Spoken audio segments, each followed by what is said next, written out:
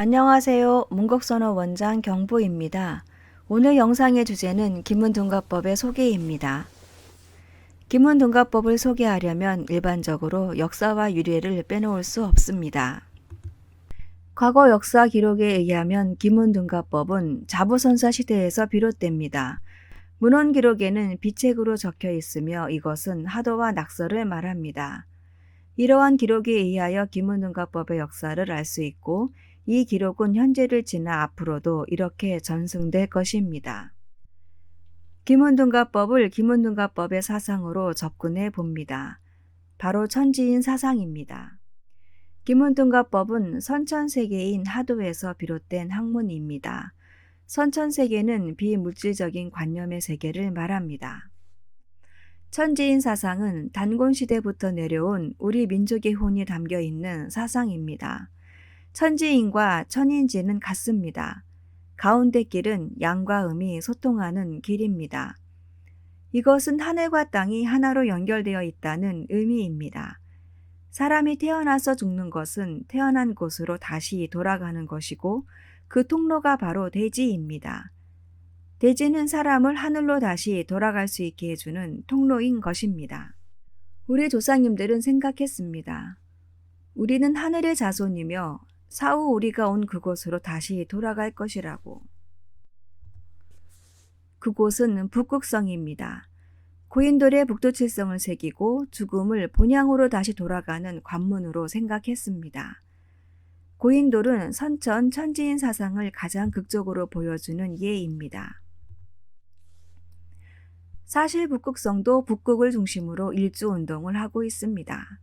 그러나 지구로부터 8,000광년이나 떨어져 있어 움직이지 않는 것처럼 보일 뿐입니다. 우리 손조들은 북극성을 칠성신앙으로 승화시켜 우리의 본향으로 믿어온 것입니다. 이번에는 후천세계의 천지인 개념에 대하여 알아보겠습니다. 후천세계는 낙서의 세계입니다. 낙서는 현상계이며 법칙의 세계입니다. 낙서 12지궁은 기문둔가법의 3원으로 설계된 세계입니다. 낙서 구궁의 자오묘유는 상원으로 하늘의 개념입니다. 낙서의 대충방은 각종 문제가 생기는 곳이며 진술충미로 땅을 의미합니다. 사람은 인신사회로 대충방에서 살고 있습니다. 인신사회는 중원이며 진술충미는 하원입니다. 대충방은 땅의 영역이며 변화, 변동을 상징하는 곳이므로 사람은 원래부터 걱정, 불안, 근심으로 마음 편할 날이 없습니다. 생각한다, 고로 존재한다. 데카르트의 명언입니다. 이것은 내가 생각하지 않으면 존재하지 않는 것과 같습니다. 기문둔가법 또한 이와 같습니다. 일체유심조, 원하고 바란다면 기문둔가법의 세계로 지금 찰나에 도달할 수도 있습니다. 상수역학인 기문둔가법은 하도에서 비롯되었습니다. 앞에서도 설명했지만 하도는 관념의 세계를 말합니다. 하도의 이치를 수리 개념으로 설명해 보겠습니다. 하도의 수리는 1, 2, 3, 4, 5, 6, 7, 8, 9, 10입니다. 여기에서 흥미로운 것은 6부터입니다. 6은 5와 1, 7은 5와 2, 8은 5와 3, 9는 5와 4, 10은 5가 2입니다. 하도의 수리는 3원과 5행으로 구성됩니다. 기문둔가법에서 5는 중요한 의미를 가지고 있습니다. 5가 되어야 비로소 내가 주인공으로 살 수 있는 판이 될 수 있기 때문입니다. 하도에 기초한 기문둔가법 수리체계는 1즉 10으로서 오행의 순서는 수와 목금 토입니다. 1과 6은 수, 2와 7은 화, 3과 8은 목, 4와 9는 금, 5와 10은 토입니다. 김운둔가법을 현대과학의 관점으로 설명해 보겠습니다. 바로 차원에 관한 얘기인데요. 김운둔가법은 차원 그 이전부터 설명합니다. 이것은 다함이 없는 무국을 말합니다. 우리 민족은 무국을 무엇으로도 말할 수 없는 것으로 표현했습니다. 무국은 그 무엇으로도 정의 내릴 수 없는 것에 해당합니다. 진이며 참이고 무칭이며 무수의 개념입니다. 무국에서 태극이 되었습니다. 어둠은 음의 개념입니다. 무국인 무차원에서 빛이 생깁니다. 양의 개념입니다.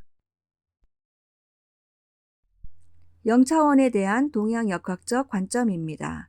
무국에서 태동한 양은 팽창과 수축을 할 뿐입니다. 팽창하는 존재가 드러나면 양의 개념을 적용하고 이와 반대로 수축하여 팽창이 시작된 곳으로 돌아옴을 음이라고 합니다. 하도와 낙서는 황제 헌원이 자부선사로부터 받은 비책입니다. 선점팔계의 생성은 양의 팽창, 수축과 연관이 있지만 후점팔계는 상중하의 변효에 의하여 자리가 정해집니다. 소나려는 기혼궁입니다. 상료가 변하면 감괴가 됩니다. 중료가 변하면 곤괴가 됩니다. 하요가 변하면 진괴가 됩니다. 중료가 변하면 택괴가 됩니다. 상료가 변하면 건괴가 됩니다. 중료가 변하면 릿괴가 됩니다. 하요가 변하면 간괴가 됩니다. 선점팔계의 상이 보여주는 것은 양의 팽창과 수축일 뿐입니다. 후점팔계는 중궁 추성의 기원으로 시작하여 다시 배치됩니다. 이 부분은 어려운 내용이니 추후 자세히 풀어서 설명해 드리도록 하겠습니다. 상료가 변하여 일상생기, 감중년이 됩니다. 중료가 변하여 이중천이, 곤삼절이 됩니다. 하요가 변하여 삼화절체, 진화련이 됩니다. 중료가 변하여 사중유혼, 태상절이 됩니다. 상료가 변하여 오상화해, 건삼련이 됩니다. 중료가 변하여 육중복덕, 이어중이 됩니다. 하요가 변하여 칠화절명, 간상련이 됩니다. 하도는 하나이면서 이미 모든 것의 하나입니다. 하도는 영차원 1점이면서 옥주보경에 나오는 현원일기와 같은 의미입니다. 현원일기는 천지신명을 뜻합니다. 2차원은 1점이 셋입니다. 1차원에서 1점이 수없는 자기 복제를 했다면 상하 개념이 적용된 2차원은 차원의 도약이라고 할 수 있습니다. 김은둔가법에서 2차원은 천지인 3원, 을병정 3기와 연관이 있습니다. 3차원은 오행에 적용시킬 수 있습니다. 오행은 사방과 중앙을 말합니다.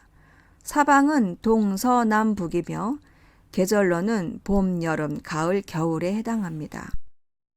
3차원의 세계에서 중앙은 생과 사의 통행문입니다.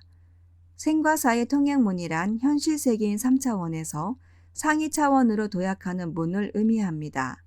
이것은 문제의 원인과 예법이 동시에 존재한다는 개념과 같습니다. 이것이 가능한 이유는 사람은 본디 천지인 삼재의 구성원이기 때문입니다. 차원의 한계를 극복하는 것이 아니라 차원의 도약이 가능한 비법으로 과거에서부터 지금에 이르기까지 위기를 극복한 사례가 셀 수 없이 많았습니다. 3차원의 세계에서 사람은 지리적 한계에 영향을 많이 받게 됩니다. 노력하여도 답을 찾을 수 없을 때 김운둔가법은 4차원적 해법을 제시할 수 있습니다. 우주시대가 열리고 있는 지금 시작은 상상력에서 출발했습니다. 추론을 수리로 계산해내고 우주시대를 열어 증명했습니다. 김운둔가법의 세계도 이와 같습니다. 문제의 원인을 수리로 분석해낼 수 있다면 그 해결 방법 또한 동시에 존재하고 있음을 말하고자 하는 것입니다. 기문등가법 낙서 구궁의 세계입니다. 생의 시작은 중앙에서 비롯됩니다. 중앙은 어머니 자궁에 비유할 수 있습니다. 사람은 어머니 자궁에서 태어나 뜻을 펼치고 고군분투하지만 실패를 통해 성장합니다. 이제는 본향으로 돌아갈 준비를 해야 합니다.